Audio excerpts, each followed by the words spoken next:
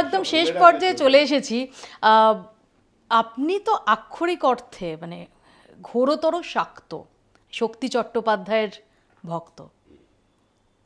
তো আমি কি করে আর এই ইন্টারভিউটা একটা কবিতা ছাড়া শেষ করব? মেঘলা দিনে দুপুরবেলা যেই পড়েছে মনে, চিরকালীন ভালোবাসার বাঘ বেরোলো বনে। আমি দেখতে পেলাম, কাছে গেলাম, মুখে বললাম খা। আখির আঠায় জড়িয়েছে বাঘ, নড়ে বসছে না। বাঘের গতর ভারী, মুখটি হাঁড়ি, অভিমানের পাহাড়, আমার ছোট্ট হাতের আঁচড় খেয়ে খোলে রূপের পাহাড়। বাঘের চোখ দুটি কৌতুকের, উড়তে পুড়তে আলোয় কালোয় ভাসছিল নীল সুখে। ভয় হলো তাই ভীষণ।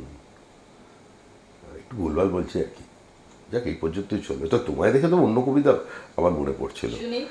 থুতনি পরে তিল তো তোমার আছে এখন, ও মন নতুন ঘরে যাবি, অবান্ত স্মৃতির মাঝে তোমার মুখ অশ্রু ঝলমল, লিখিও ও ফিরত যাও কিনা।